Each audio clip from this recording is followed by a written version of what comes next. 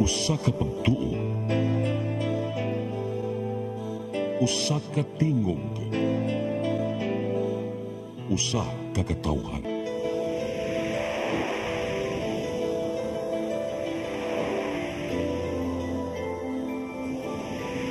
Cebu Catholic Television Network.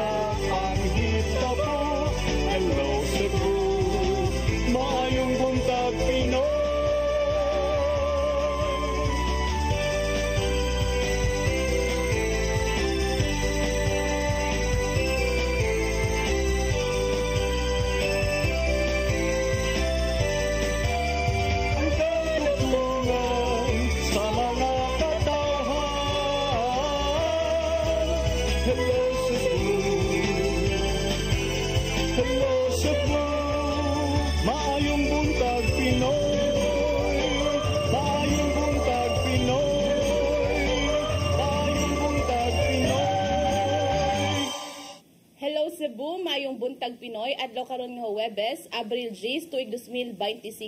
Sangan sa atong regular host Malu Inocando Tabar, ako si Crystal Joy Felerca. Ako si Attorney John Destacamento. Ug kami may makig-uban kaninyo karong buntaga. Atong sugdan ang atong tulumanon sa pagsuta sa atong weather update gikan sa Pag-asa Mactan pinaagi ni Sir Jumer Iclarino.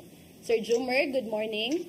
Yes, ma'am. Good morning sa tanan ug sa tanan tigpaminaw. Kini atong latest weather update karong adlaw. Ang easterlies or init na hangin gikan sa dagat Pasipiko ang paday nakaapekto sa atong nasod. Samtang atong weather condition sa tibuok Central Visayas, lakip na ang probinsya sa Cebu, makasinati generally for weather kining init ug igang na panahon gawas ini ni mga patak-patak ng mga pag-ulan ug kini mga localized thunderstorms. Hini nga na sa kasarangan na hangin na sinati sa Visayas ug nakadagatan malinaw nga na sa kasarangan ang pagbalod. Temperatura sa Cebu 27 to 32 degrees Celsius. Natay forecast maximum heat index na range sa 39 to 40 degrees Celsius ug under kini sa extreme caution na category. Ang haring adlaw mosalok alas 5:55 sa hapon, ang dagat mutaob alas 10:38 sa buntag, nagitason na 1.08 meters ug mohunas unyang alas 4:03 sa hapon. Philippine Standard Time, alas 8:05 sa buntag, gikan diri sa Mactan, Pag-asa Visayas, DOST, Jomar Iclarino. Daghang salamat, Sir Jomar Iclarino, ug mayong buntag ninyong tanan diha sa inyong buhatan. Mao kadto ang atong weather update karong buntaga, ug karon nato nang tan-awon ang mga front pages sa atong lokal ug national nga mga pamantalaan. Atong sugdan sa Sunstar Daily. Sa Sunstar Daily, Baricuatros question case versus illegal solicitation. Sa Super Balita, adik sa porn nagbinastos gipadakop. Sa The Freeman, COMELEC okays 310 million pesos budget amid election ban. Sa Banat News, duha ka Koreano gikawatan samtang nanguha og litrato didto sa Busay. Sa Philippine Daily Inquirer, Trump tariffs kick in, stoke recession fears. Sa The Philippine Star, kidnapped trader and driver found dead. Sa Manila Bulletin, bracing for Holy Week exodus. Ug sa Tempo, from altar to jail, man held for disturbing antics at Taal Basilica. Mao kadto ang mga front pages sa atong lokal ug national nga mga pamantalaan. Excuse me. Sa atong pagbalik, atong sayra ng mga balita nga nahipo sa atong CCTN News Department. Please stand by. Hello Cebu, maayong buntag Pinoy, maayong buntag Pinoy, maayong buntag Pinoy. Discover the beauty of the Philippines.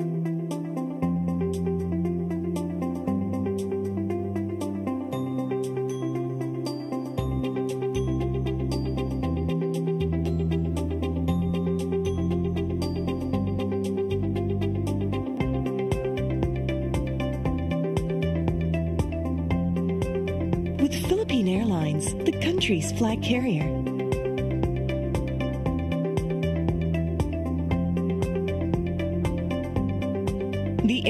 that lets you feel the warmth of the nation.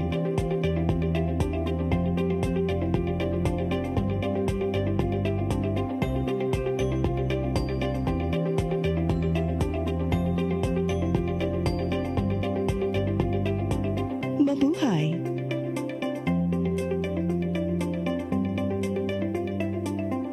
Kaiba sa mga politiko, matagal nang ginagawa ni Ariel Querubin ang ipaglaban tayo.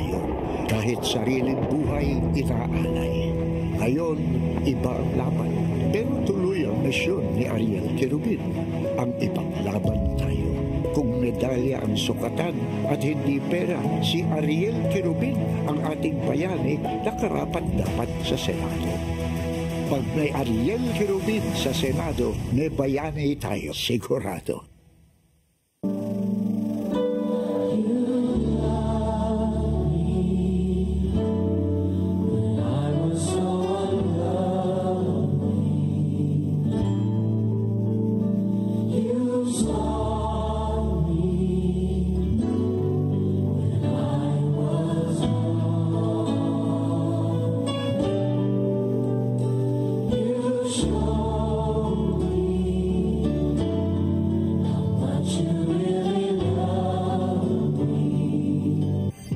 Ito ang programa kung saan magko-collaborate ang ating mga ozone na doctors para ibahagi ang kanilang kaalamang medikal. I believe with all my heart that the Lord is allowing us to understand that He's the one who are extending this life and we have to take care of our body. Yes.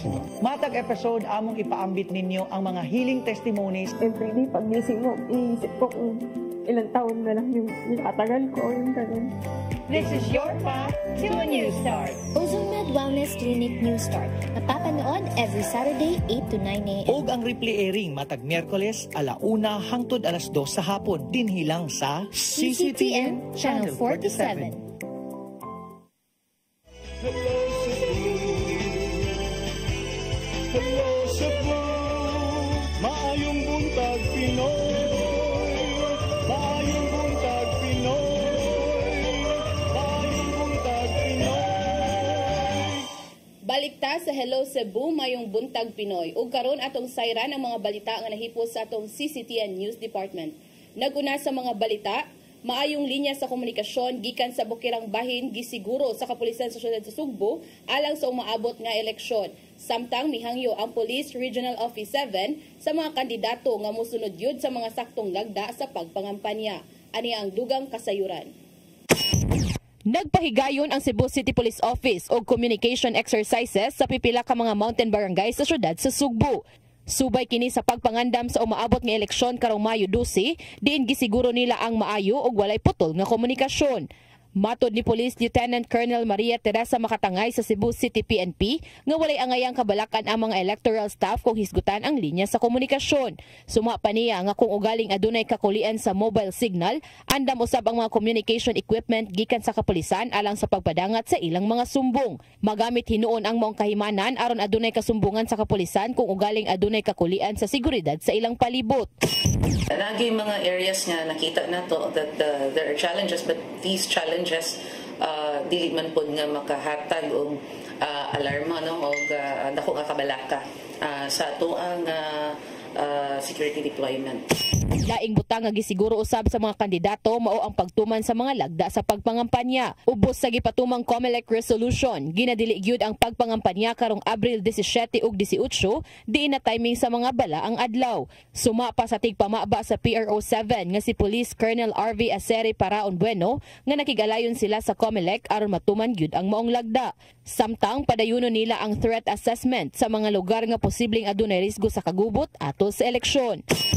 Minsan po sa border control kung kinakailangan, nagkakandak din po ng checkpoint kung if the situation so requires. So patuloy po tayo in compliance po yun sa directive to conduct COMELEC checkpoints and yung iba po doon sa mga checkpoints na isinasagawa ay routinary at yung iba naman po ay strategic po.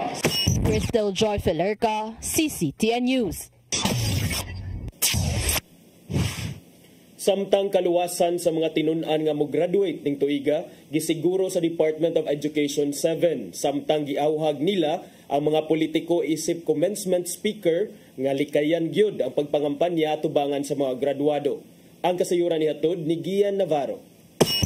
Ting paso na karon sa mga estudyante hangtod sa sunod semana base sa calendar ning naginapos na nga school year 2024-2025. Og tuod kay nagkainit naman ang panahon, gisiguro sa Department of Education 7 ang kaluwasan sa mga tinun-an nga mopaso ingon man sa mga mag-moving up na.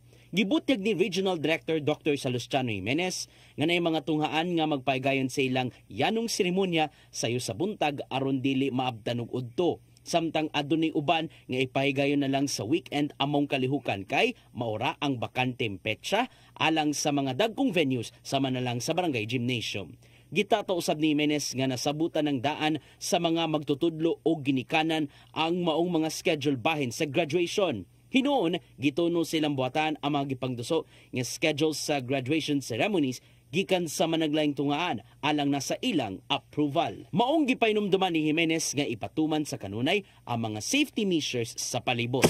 Once in a lifetime ragyo ng graduation sa mga bata, kausar sila mo graduate sa kinder, sa grade 6 o sa grade 12. No? So, dili na po na mabalik na nga graduation. So, kung mingon nga magwanta ang mga bata kung pananglitan kadlawon, kay mumatag alas 3 kadlawon. So, okay raman siguro na, no? Kay kausar raman. Alang sa mga politikong gidapit sa tunghaan, isip commencement speaker, gipainomduman sila sa DepEd 7 nga kung mahimo, focus lang gyud sa mga mensaheng ilang ipadangat. Pasabot nini, likayan gyud nga malakbit sa iyang speech ang pagpangampanya ug pagpamulitika. Sanglit gitinguha man sa ahensya nga magpabiling non-partisan ang DepEd, ingon man ang ilang teaching ug non-teaching staff karon.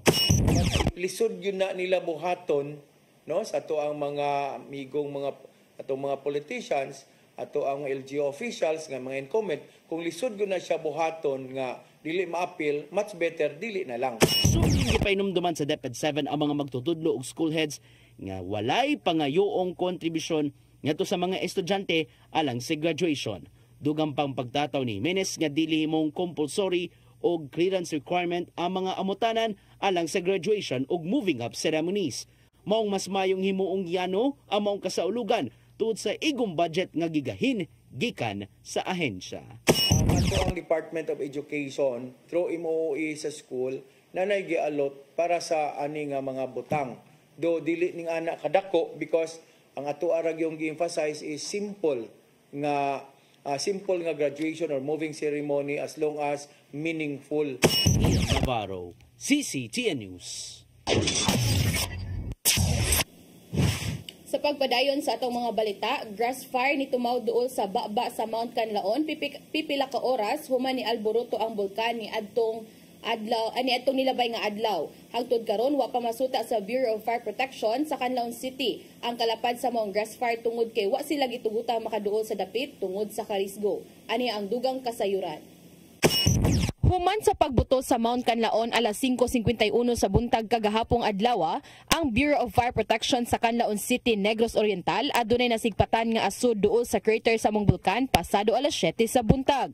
Apan pagkalas 7:30 ni ana, nakita na nilang adunay nitumaw nga grass fire. Matod ni Regional Director Joel Erastain sa Office of the Civil Defense 7 nga sa pakisusi nila sa FIVOX ang maong grass fire nitumaw tungod sa pagbuto sa bulkan.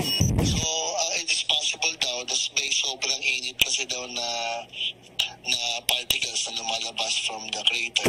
Samtang matod ni FO2 Boniger Acaso nga ang grass fire nitumaw sa habig sa Barangay Pulak, Canlaon City. Apan wa sila gitugutang mo responde tungod sa kadelikado sa sitwasyon. Suma pa ni Erastain nga wa sila nihatag og pagtugot nga mo responde ang mga kabomberoan o bisan kinsa nga mga responders. Gani nakigalayo na usab sila sa Philippine Air Force kagahapong adlaw, apan wa usab kini nila gitugtan. Hindi naman sinasuggest. We don't recommend that kasi malayo naman na yung wala nang tao doon eh. It will be more dangerous kung hahayaan natin pumasok doon kasi paano kung pumutok? Tungod kay di makapaduol ang Bureau of Fire Protection, giobserbaran lang una nila ang maong grass fire 5 kilometros ang gilayon gikan sa bulkan ug nagpalupad sila og drone. Apan tungod kay ginadili usab ang pagpalupad og drone duol na gyud sa bulkan, wa nila makita ang kalapad sa grass fire nga nitumaw. Dugang pa ni Akaso nga niuwan hinuon kagabi og nang hinaot sila nga napaong ra ang maong grass fire. Around 9:30, kita pa yun siya. And then pag-ulan, zero visibility na siya. Pero ang ulan medyo kusog-kusog ito siya, ma'am. So probable ma-inis na ito siya. Pero di na mo ma-verify yun pagkakaroon, ma'am, nga wala na siya. Kaganihang buntag, wa na hinuon sila'y naobserbaran nga aso duol sa baba sa bulkan. Samtang sa laing bahin, ang LGU Canlaon City nangandam na usab sila mga laka nga buhaton nga masolusyonan ang maong grass fire nga dili usab mabutang sa risgo ang mga responders. Crystal Joy Felerca, CCTN News. Sa laing balita, posibleng pagdumala sa nasudnong kagamhanan sa Cebu City Medical Center gitun-an ni Mayor Raymond Alvin Garcia. Usa sa mga konsiderasyon sa sugyot mao ang pagpatiwas sa nahabiling mga andana sa bag-ong CCMC building. Ang kasayuran nihatod ni Mary Rose Sagarino. Tunaan pa ni Mayor Raymond Alvin Garcia kung angay na bang dumalaon sa nasudong kagamhanan ang Cebu City Medical Center. Ilabi na nga tiwasunon pa ang nahabiling mga andana sa gitukod nga bagong CCMC building. Nasairan nga parehason usab sa Vicente Soto Memorial Medical Center ang mamahimong matang sa pagmanage sa tambalanan ngadto sa CCMC. Natribukara ang maong sugyot human mihangyo ang konseho sa syudad sa Sugbo og update bahin sa kasamtangang kahimtang sa CCMC building. Matod ni Garcia nga ila kanang subayon kung angay na ba ang nahimong sugyot alang sa kaayuhan sa mga taga-dakbayan sa Sugbo. It really depends. Dili ko maingog yes or no. But of course, unsay most advantageous to the city of Cebu, then that is what we will follow. Nangayo ang konseho sa syudad og update sa tambalanan. Subay na sa giprosesong bidding alang sa pagtiwas sa ikawalo hangtod sa ikanapo nga andana sa bagong CCMC building. Maong giduso sa supplemental budget number 1 ning tuiga ang 210 milyones pesos aron pagpatiwas sa tulo ka mga andana. Nangayo ang kagamhanan sa syudad sa maong pondo. Human wala gitunol sa Cebu Medical Society ang 205 milyones pesos nga donasyon alang sa pagpatiwas sa tambalanan. We are doing our best to finish the CCMC, and ang serbisyo dito sa tao, mga doktor, mga nurses, mga tambal, etc. Di man na pamulitika, di man may maingon nga kinsa may gilabanan. Hala, di ka kasod ani hospital. Di man ta ingon ana. We serve everyone, zero billing. Mary Rose Sagarino, CCTN News. Sa atong uwahing balita, duha ka mga pulis nga nadistino sa syudad sa Mandawi nga nasikop gustong ipaimbestigar sa opisyal sa dakbayan. Nasikop ang duha sa managlaing kalapasan, lakip na ang illegal nga drogas. Ang kasayuran ihatod pagbalik ni Mary Rose Sagarino. Nakalitan si Konsehal Oscar Del Castillo Jr. ang chairman sa Committee on Police, Fire and Penology. Dihang nasairan nga duha ka mga pulis nga nadistino sa syudad sa Mandawi ang nadakpan tungod sa managlahing krimen. Matod ni Del Castillo nga usa ka investigasyon ang ipahigayon og kung mapamatud-an nga sadaan sila manubag. Matod ni Del Castillo nga wala siya masayod sa panghitabo, sanglit wala siya makadawat og report gikan sa Mandawi City Police Office. Mas maayo nga nadakpan ang atong pulis nga nakahatag sa laod. Sa committee chair sa Peace and Order, so wala gay taguan nato, no? Ato ginang tagaan o pagtagad ato nang silutan og unsa man gani sa laod na. Si Police Staff Sergeant Nicel Arizo Piscante nadakpan niadtong Sabado sa usa ka buy-bust operation nga gipahigayon sa Regional Drug Enforcement Unit 7 sa Barangay Mambaling, syudad sa Sugbo. Nakuha gikan kaniya ang gituohang shabu nagkantidad og kapin 400,000 pesos. Siya gikonsidera nga usa ka high value individual. Si Piscante residente sa Barangay San Vicente, Liloan, Cebu ug usa ka aktibo nga pulis gikan sa Police Station 6 sa Mandawi City Police Office. Samtang sa laing insidente, si Police Corporal Ivan Gabutan Labra nga nadistino sa Police Station 3 sa Mandawi City nadakpan sa barangay sa Pangdako, syudad sa Sugbo niadtong Lunes. Human gipasangilan nga nang hulga, nagdaog armas samtang hubog. Mary Rose Sagarino, CCTN News. Maukadto ang mga balita nga nahipos sa atong CCTN News Department. Sa atong pagbalik, atong sayran ang mga balita at ato nang paghisgutan ang pipila ka mga isyu nga manginlabot ang lungsod ug ang nasod. Please stand by. Cebu, maayong buntag Pinoy, maayong buntag Pinoy, maayong buntag Pinoy. Discover the beauty of the Philippines.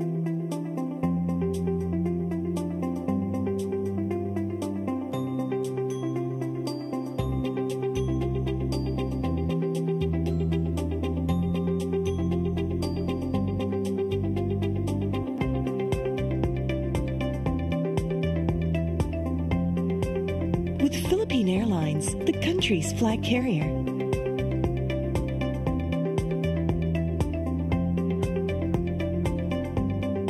The airline that lets you feel the warmth of the nation.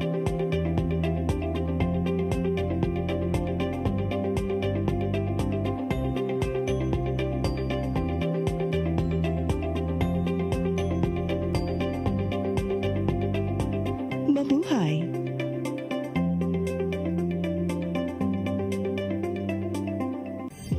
Ito ang programa kung saan magko-collaborate ang ating mga ozone na doctors para ibahagi ang kanilang kaalamang medikal. I believe with all my heart that the Lord is allowing us to understand that He's the one who are extending this life, and we have to take care of our body. Yes.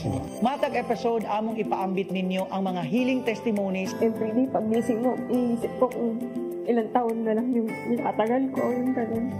This is your path to a new start. OzoneMed Wellness Clinic New Start. Napapanood every Saturday, 8 to 9 a.m. Og ang replay airing matag Miyerkules, 1:00 hangtod 2:00 sa hapon. Dinhilang sa CCTN Channel 47.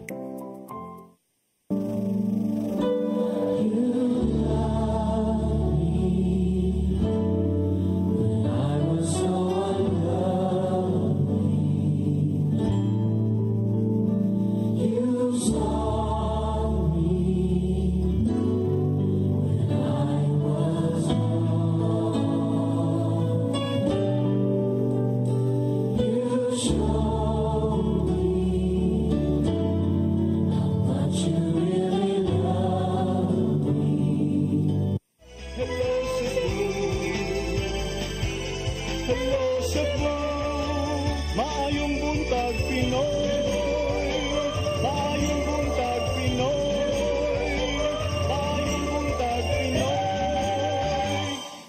Balik ta sa Hello Cebu, maayong buntag Pinoy. Aron sa atong paghisgot-hisgot partner, atong unahog hisgot kining mga developments kabahin sa nagpadayon gihapon nga kaso ni kanhi Presidente Rodrigo Duterte didto sa ICC.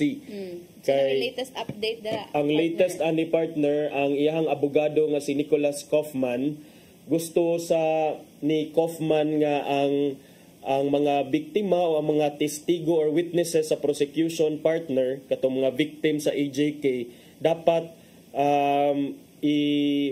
kuhaon lamang sila nga witness partner kung doon na sila mapresentar nga mga valid IDs niya. Ang ID nga iyang pangayoon kay dapat either passport kuno or national ID. So, ang issue diri partner is how often do we see mga people nga kung ikaw yano ra ka nga lungsuranon, is it usual for you to have a passport? No partner. Ako gani o pa manggit ko'y passport. Oh, ako sad wala pa sad ko'y passport. Ako wala pa sad ko'y passport. So, kana ba makita na to ang dynamics din sa Pilipinas nga passport is usually only makuha ra na or lukaton ra na sa mga tawo nga plano mo travel. Plano mo travel unya kay katong na mga plano mo travel usually is katong ang profile nila is maybe mga middle income earners or na mga trabaho nya kini mga biktima sa AJK partner, ang mga profile mong ani nila is wala sila nabilong anang mga middle income because most of them mga naa sa laylayan kung sa ilahapang giingon. So mo na partner karon ang issue sa imong masulti ana partner. Passport jud iyang pangayoon. Passport o national ID. Kini national ID. So duhag yun. Or national ID. Okay. Ganun pwede ram siguro national kay kung national ID mas accessible, pero lisod pud partner kay ikaw to akong nabawaan nga wala pa nadawat ang national ID nanay mo ha. Wala gyapon ako nadawat.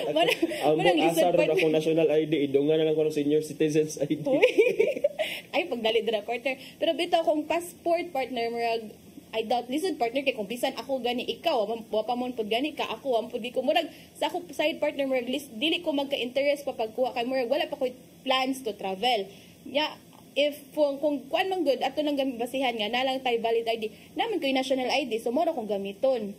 Pero kung mao pud lagi na ang lisod pud partner pangayuan na pud tag ID nga kung mas accessible man ang national ID kaysa sa passport kay di man ta magasto sa tong national ID passport magasto man ta kung national ID mo pud lagi na kay gobyerno but hangtod karon ang uban wa pay nadawat just like your partner di ba matod niya partner nga kinahanglan nga i-limit nato ang mga types of IDs for identification nga ipresentar sa mga biktima or sa mga testigo kay aron smooth ang atong proseso matod ni Kaufman so limiting the range of identity documents or IDs enhances the reliability of the identity verification process. Well, of course, ang kanang pagpresentar og ID part and parcel magyud na siya pag-identify sa sa testigo. Pero matod ni Kaufman nga ang paggamit kuno aning mga nagkalahi-lahi kuno nga ID might lead to misidentification, double counting, inclusion of false victims. So mo na iyang gipangandaman, mao na ang iyahang reason nga nung kinahanglan kanira jud limitahan nato. Present mo current passport, active nga passport ID or inyong mga national ID. Kung wa mo anang duha matod ni Kaufman, present mo og social security system nga ID. So again, kining al kontra ni siya sa side sa mga sa prosecution team partner led by attorney Cristina Conte, ang mga abogado sa mga EJK victims. Kay matod pa ni attorney Conte partner kani kunong gusto ni attorney Kaufman nga abogado ni Duterte is out of touch and harsh. Out of touch because it seems nga wala nakahibaw si Kaufman lagi sa culture, sa dynamics dinhi sa Pilipinas nga only the privileged few ang dunay mga inana nga ID. Even SSS ID o National ID, di ta makasiguro nga kitang tanan na atay mga inana ang SSS para na sa mga nagtrabaho. Diba? Agree with you, partner.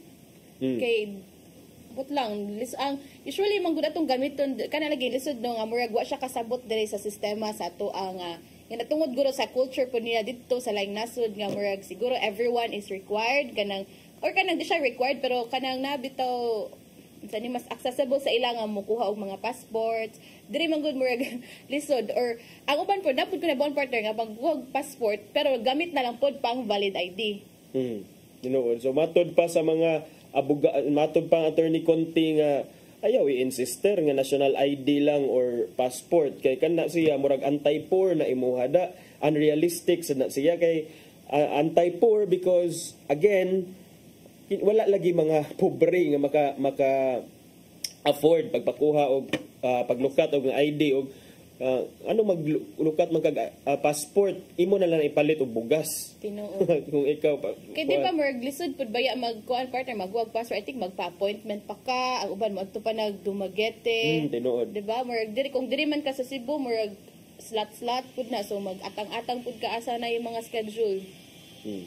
So kana tan-aw na to ang kana siya kay mao nay petition or mao nay motion nga gisumiter man na ni attorney Kaufman dito sa pre-trial chamber tan-aw nato kung unsaon pagdesider sa chamber ang maong request or motion sa side or sa kampo ni Presidente Rodrigo Duterte nya still about the ICC case against the former president partner doon na say napuno nga bag-o nga abogado sa kampo ni kanhi Presidente Rodrigo Duterte o kana mao ang usa ka French lawyer nga duna nay igong experience kuno sa pagdefend og mga suspects nga diha nagitaral sa International Criminal Court. Ang iyang pangan si Dov Jacobs. Kini si Dov Jacobs partner in addition ni siya ni Nicholas Kaufman. So, international criminal law expert sad kuno ni siya nya he will work alongside attorney Kaufman aron sa pagproteher sa interest sa ilang kliyente nga si si kanhi Presidente Rodrigo Duterte. Si Jacobs, usa ni siya ka-accredited nga ICC lawyer, nya atong kahinumduman nga parte ni siya sa defense team ni kanhi Ivory Coast President Laurent Gbagbo, who was charged with also crimes against humanity but gi-acquit sa ICC trial and appeals chambers. So naa na gid ni relevant ka experience si Jacobs partner kay naay presidente sad sa Ivory Coast, gipasinganlan sad og crimes against humanity sama aning karong Tatay Digong, matod sa uban unya na-acquit ang kaso. So si Jacobs partner is also part of the defense team sa Mahamat Said Abdel Kani. Kini si Kani is a former general sa Central African Republic. Usa kini kanaso didto sa kontinente sa Africa. Karon trial niya is still ongoing over charges of war crimes and crimes against humanity nga gi-file against him still before the ICC. So base sa profile ni Attorney Jacobs partner nga naa diha ma-publish ang personal website, si Jacobs mihulagway sa iyang kagalingon nga expert in international law and international criminal law. He is assistant professor of public international law at the Netherlands. Nya nakatudlo na sad ni siya sa nagkadaiyang mga universidad didto sa Pransya. Doon na siya ay degree sa gikan sa King's College dito sa London, Paris 1 Pantheon, Sorbonne, Paris 2 Pantheon Assas, nasa siya Sciences PO in Paris, as well as a doctorate at the European University Institute dito sa Florence in Italy. So ato makit-an nga murag dili sad basta ang kalibre sa mga abogado ni Duterte. Bitaw. Kaya parang nako nabasa ato part sa article mag-request jud siya ni Kaufman para mo join sa team. So siguro tungod aning iyang background, iyang credentials, murag kuan gid ni nakita siguro ni Kaufman nga makatabang jud ni sa case ni former President Duterte kay kana lagi usa nga factor ana partner na ana siya history sa una nga nahandon usa ka case nga ingon ani gihapon sa giatubang ni former President Duterte. And then katungod sad na ni former President Duterte nga makuha og counsel or mga abogado nga sa tan-aw niya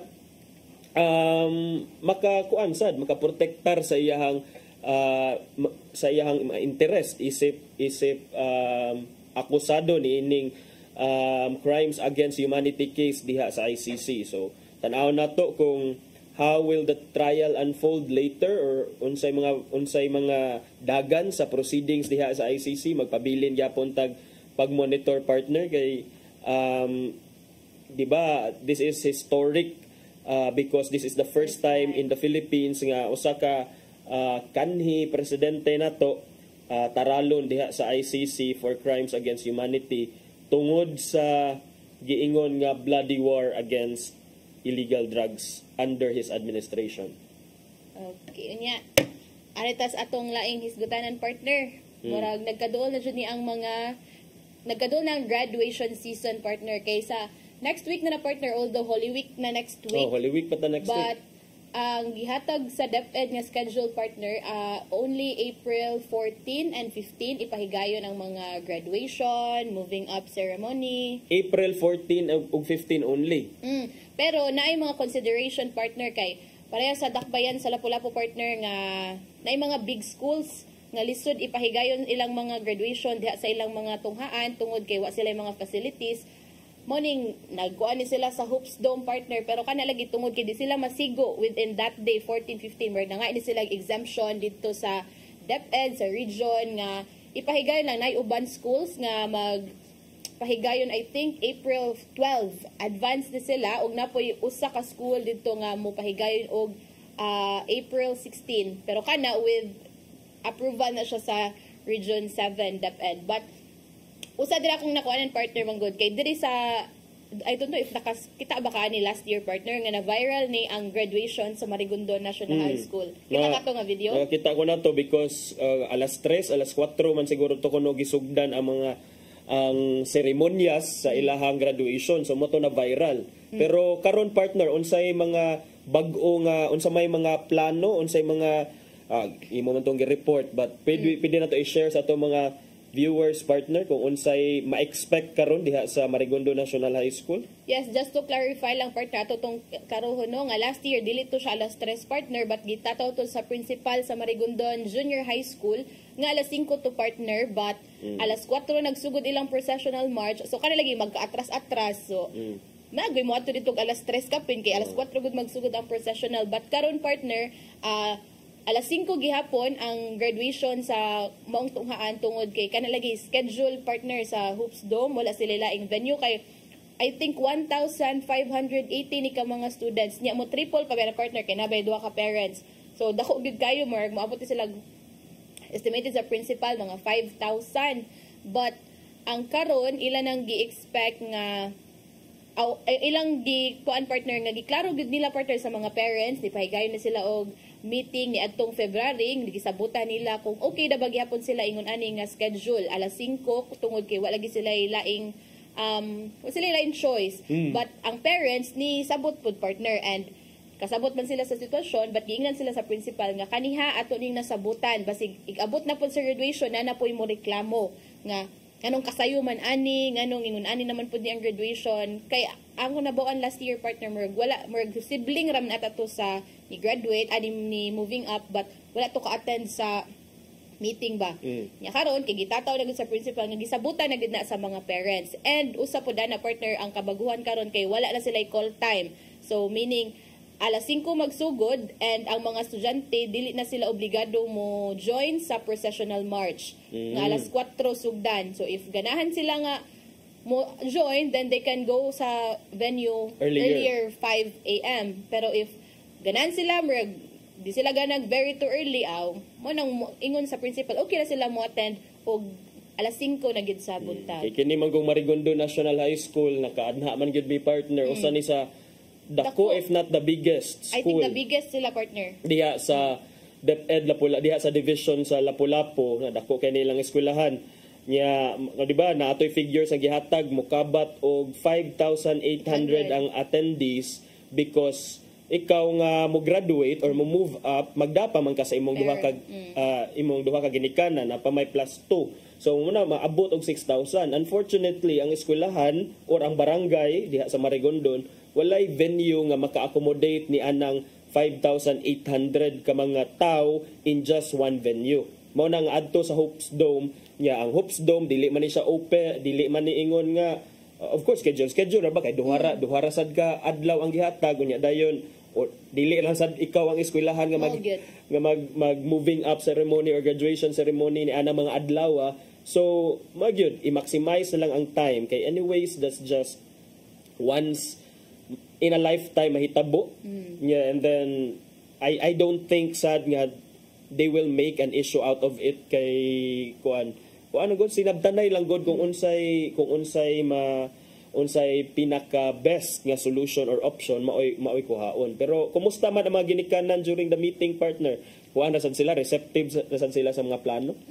Nakasabot man gud sila partner kay knowing lagi nga murag akong nakuan partner ingana na gud daw na ang naandan sa murag culture na nila nga very early ilang graduation or moving up ceremony kay sa usa ka adlaw partner kay mong gud ang Hoops Dome sila lang ang Marigondon National High School sila lang ang pa-schedule within that day, April 14. So, after sa graduation, moving up ceremony, musunod ang recognition rites sa grade 7 to 9, unya guman na ang graduation na po sa senior high school. So, kanilaging kasabot sila sa kadaghan sa mga estudyante nga ilang eskwelahan, although dako ilang eskwelahan, but dili ni kanang makahold og dagko nga mga events just like kaning mga graduation, moving up. So, kato nakasabot ra pud ang mga ginikanan, and gipa-attendance gud ko sila partner para may buan kinsa man ni ang mga nanambong, kinsa man ni ang wa diri para kung if ever na imo reklamo i-check dito sa attendance wa man ka diri, so wa ka kabaw nga ingani ang gisabutan sa mga parents. Kay last year partner mo ni defend bang gud tong mga parents partner nga gisabutan gud na, so wa gud to siya kanang kuan. Okay. And ato to pa sa statement ganina ni RD sa DepEd ni RD Jimenez nga whether kuan na partner as long as kanang gisabutan lagi daw, kanang violent reactions lang sa mga parents, and gipasabot pa niya nga kausara man ni sa usa ka tuig partner, so makasacrifice ra man pud ana ang mga estudyante. Amo aga na to partner, remember ko graduation size alas 6 sa buntag.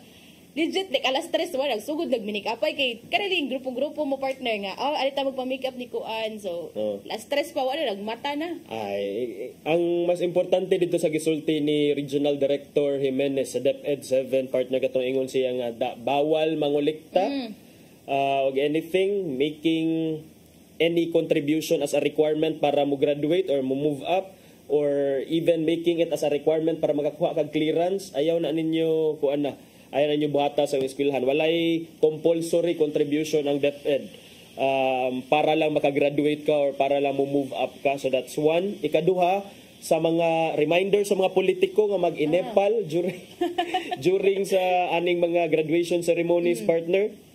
Inaot unta nga dili lang ninyo gamiton nga ang okasyon sa inyong mga personal o sa inyong mga political agenda. So kana partner, lagi nagkataw ko statement ni RD ganina nga if dili mapugnan may pag better di na lang mo speech. It is true ba ya? Dili na lang yun mo speech.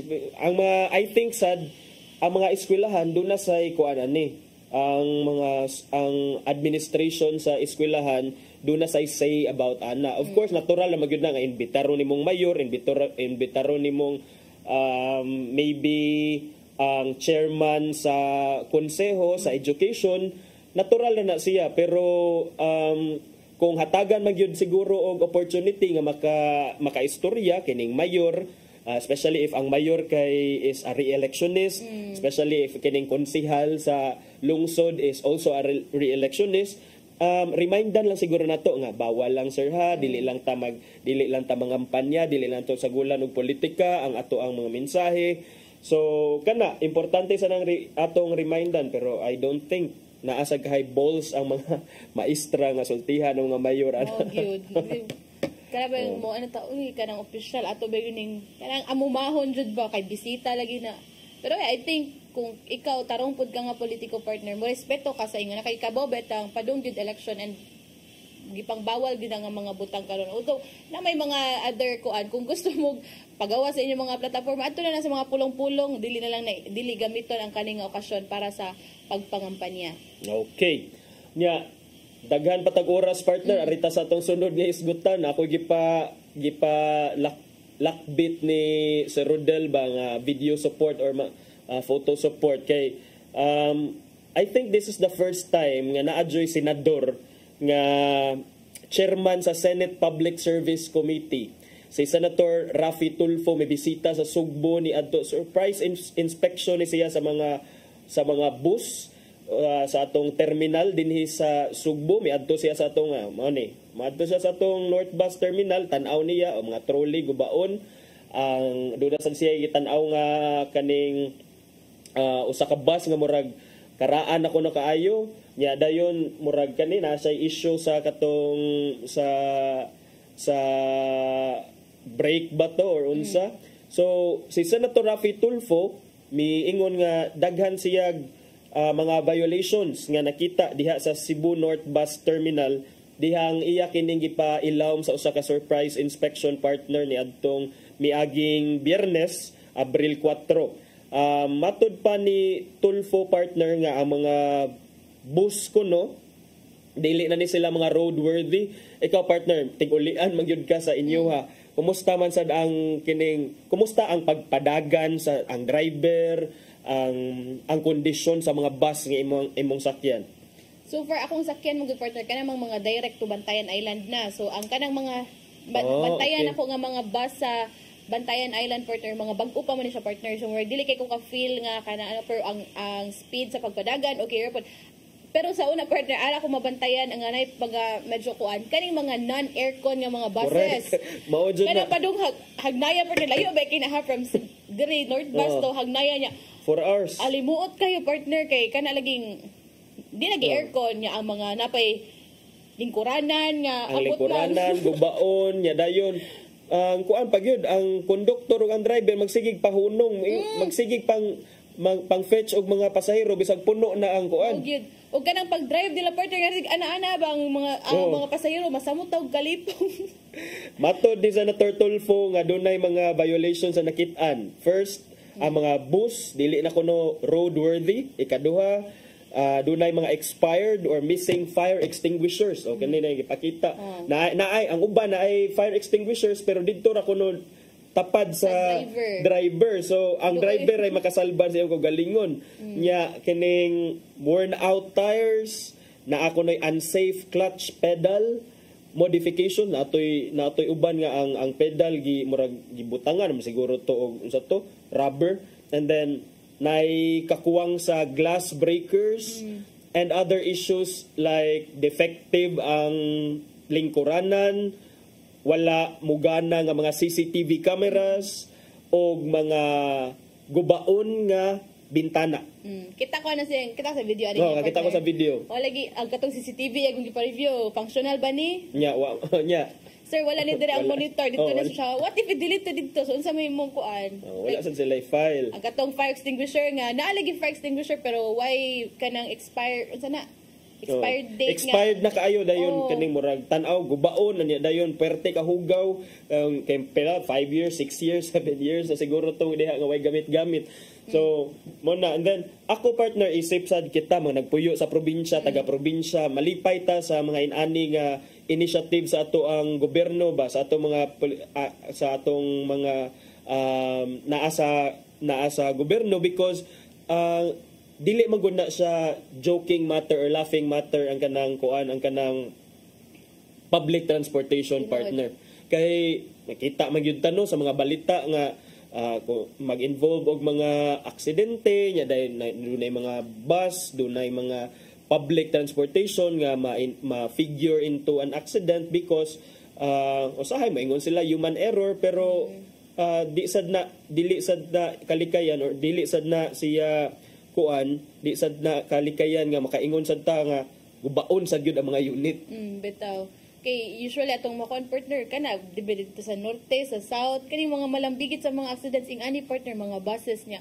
Moingon day nga naguba ang brake, na kuan. So ana nga mga problema which is para nato partner nga taga probinsya mo malipay jud kay syempre sa giingon pa bitaw ni senator nga nagbayad bitag sakto partner, so dapat unta if nata sa sud sa bus nga kana bitong safe punta comfortable atong pag-uli labi naglagyo kitang biyahian kay mo ba sa reason persona di jud ko musakay og aircon nga bus partner kay kana bitong kabuhion nga dagaton kay bawo ka aning taga probinsya nga basta makasakay aircon. Pero sukad ato partner murag na feel ako nga murag masamot man akong kabuhi if nata sa non-aircon nga bus bakay kana laging garang-garang ang pagpadagan, ang kanang dili comfortable ang lingkuranan. Mangyana ba so mo adto lang tas aircon. Kana partner kana mag-allow ba sila mga standing I don't know if karon mag-allow ra gyapon na sila. And akong nakatawa na ni partner kay murag kaning mga nasa tikitan dira sa North Bus gisod din niya siya mga hayahay kay mo diri magpabugnaw mo diri niya ang electric fan diri sa gawas o mga gaandar na niya so kana ba murag makita nimo nga at least gipang call out ilang mga attention call out and wala ra ni sinahitabo diri lang sa Cebu partner kay kini si Senator Raffy Tulfo kuani siya iya gyung gibisita ang mga nagkadaiyang bus terminals Lukop Nasod partner. Dili gyud ingon ang tanan pero mga bus terminal sa mga ubang bahin sa Nasod para iyang ma-check kuno ang mga problema sa mga maong mga terminal especially sa adequacy sa mga pasilidad, sa safety sa pag-operate sa mga vehicles, sa safety sa passengers. Maong kini ang mga findings sa iyang pag-inspection, surprise inspection sa Cebu North Bus Terminal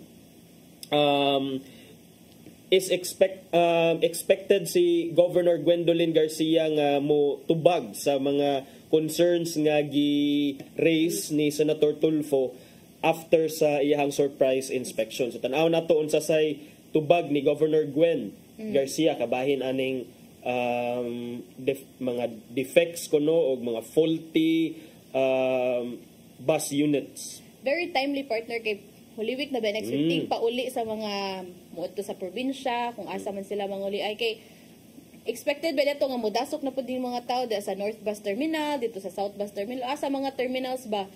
So, mantag kung unsa may mga action ani or unsa may tubag ani ni Governor Gwen Garcia kana bitong ma-actionan din partner kay agree ba ko partner nga nagoy nayuban mga bus nga kana bitaw di na siya unsa tag ana roadworthy. Kay dapat igarahe na lang partner. Malagi igarahe na. Kana ingon siya din dapat itong mga bus ay ginagarahe na ito. Dapat ito hindi na pinapasahero dahil nagbabayad naman ng tamang pamasahe yung tao. Tapos ito ang serbisyong ibinigay. Exactly. Mao jud ni permi ang this is the injustice that I always feel, especially kung makasakay ko og let's say bus niya standing position niya siot kaayo unya kung tikitan ka the same ang imuhang plite sa naglingkod maayo og plaster maka-feel ko even in the transportation system nato partner nga murag kinahanglan magyud ni sila kuano seminaron og balik or kuan kay sila they're always murag ang ilaha lang is makakuha sila og kining kuan mga pasahero dili na nila i-mind kung komportable pa ba ang pasahero. Tinuod kita partner kaya one time gikan ay kana bang sakay jud kay na mga Holy Week nga mga season Christmas. Pero one time partner nakasakay ko bus gikan Hagnaya to diri nga nakaplastar ko partner pero nagpasakay sila senior citizen yo anay bangko. Kabaw ka gi-give up nako akong share kay mas kabaw kung mas nanginahanglan to so ako dito ko sa ubos kaya bitaw maglagot ka kay nagbayad tagtarong pero amot lang makasabot pud ta nga basig nagdali pud to si sir pero kana ba pwede ninyo i-fix ninyong sistema nga inga na ba nagbayad ang tanan nyo, inyo lang inganaon nga dili komportable niya. Layo, may tagbiyahe nga 10 minutes lang partner. Tagpila ba ang biyahe from Hagnaya to diri sa North sa gani North partner imong gi-give up imong seat no kay narabay uban sad bisag mga laki pa dili mo hatag sa ilahang kuno bahala mo diha minana lagi ang tupad daw partner mo daulaw to kay laki mo sa partner mo daulaw siya ako ni give up ko mo wala pud siya ni tingog pero kasabot ta kay syempre beta ka ba sa mga struggles sa partner at murag na time na pud nga condition na pud ako na nga ako ni give up na lang akong share adto na ako subos kay mas makonsensya pa man ko partner nga maabot like kog tarong diri sa North Bus pero nay kanang senior citizen ba nga wain taon ako and sa kanang mga sige ingon yung partner nga magbayad tag sakto kanang mga jeep partner modern jeep this does not only apply to buses even there is sa mga e-jeeps na to at modern jeep asa may modern nga di ba gipasaligan ta nga na aircon gipasaligan ta nga na wifi gipasaligan ta nga komportable kay modern lagi kuno pero asa man nga atong makita diha gihapon siot man gihapon kay nagsigi murag twice as much as the supposed capacity man anang maong mga e-bus or mga modern bus units ang ipapasakay sa konduktor o sa driver. Labi na mga gikan IT partner nga mga bus moagi dala man sa akong puyanan moagi man ang mga gikan kadong Mingla Talisay. Partner mo ra jud mga sardinas nga maluoy ka partner ba kay ani na lang jud ang kanang transportation system diri sa ato ug ang ubang mga pasahero partner would not mind nga bahala na lang silang barog na lang sila basta makauli sila sa ilang tagsa ka mga panimalay.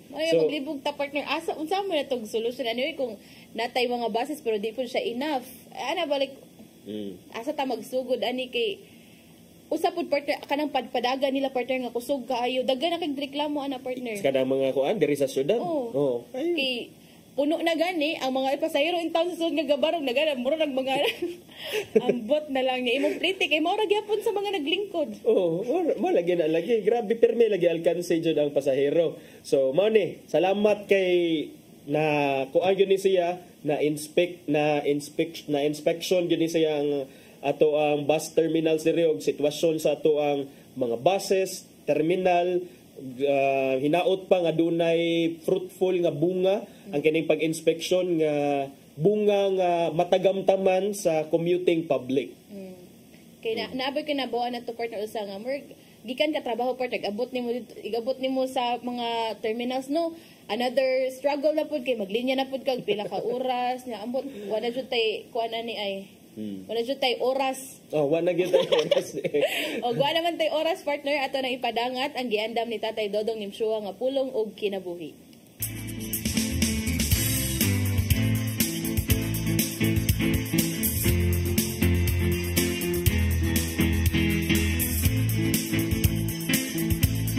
Ang pulong mo ang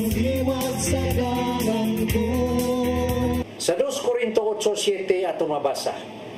Kamo nga dato kayo sa pagtuo, sa panulti, sa kabalo, sa iyong tinguha sa pagtabang ug sa inyong pagigugma kanamo. Busa buot kami nga magmahinatagon usap kamo nining pag-alagad sa gugma.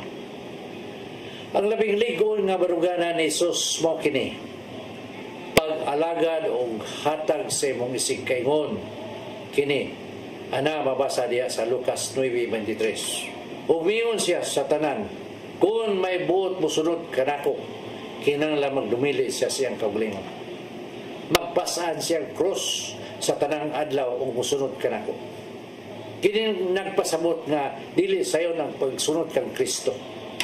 Unselfish decision ang gikinanglan.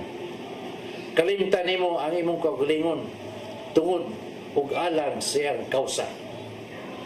Adlaw-adlaw imong pagtahan sa imong kaugalingon, sa imong mga tinguha, sa imong mga ambisyon. Ang ikaduha mo ang imong pagpasan matag adlaw sa imong krus. Nan karon pangutana ang atong kaugalingon. Unsa man kita kamatinudanon sa atong tinguha nga musunod kang Kristo. Anda man atong kalimtan ang atong mga kaugalingon? Si San Pablo mingon, puna ang inyong mga kaugalingon sa pagka manggihatagon. Kay sa Mateo 6:21 atong mabasa, kay hain gani ang inyong bahandi at usab dito ang inyong kasing-kasing. Mga igsoon, mao kini ang pulong nga naghatag kanato giya karong adlaw. Magampo kita. Langito nga man, nasayod kami nga dili sayon ang pagsunod kami. Apa namo kining gipili tungod kay mao kini ang imong tawag kanamo. Dili kini namo mahimo kun dili mo kami tabangan. Busa panalangin ni kining among balaan nga tinguha. Amo kining gipangayo nagito nga man pinagi sa imong bugtong anak ni Hesus Kristo. Amen. Sa ngalan samahan sa Anak ng Espiritu Santo. Ang pulong mo, ang liwat sa dalan ko. Pulong og kinabuhi ni Tatay Dodong Limchua mo nagtapos atong tulumanon. Daghang salamat Philippine Airlines. Grabe lang. Nga naman.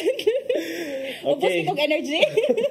Thank you Archbishop Jose Palma, Nanay Diana Limchua ug Tatay Dodong Limchua. Daghang salamat usab sa among news manager Sir Dennis Tabar, sa TOC sila Sir Robert, Ma'am Inday, Sir Matmat, Miss Mabel ug Ma'am Joanne. Yeah, thank you sab nila ni Sir Michael, Sir Rodel, Sir Raymond, Sir Bruce ug of course Sir Ferdy. The source of happiness. The source of happiness. Daghang salamat usab sa iyong pagpakig-uban namo karong buntaga. Sangan sa atong regular host Malu Inocando Tabar, ako si Crystal Joy Felerca. Ako si Attorney John Destacamento. O bani gihapon mininyong ugbang adlaw sa programang Hello Cebu. Mayong Buntag Pinoy.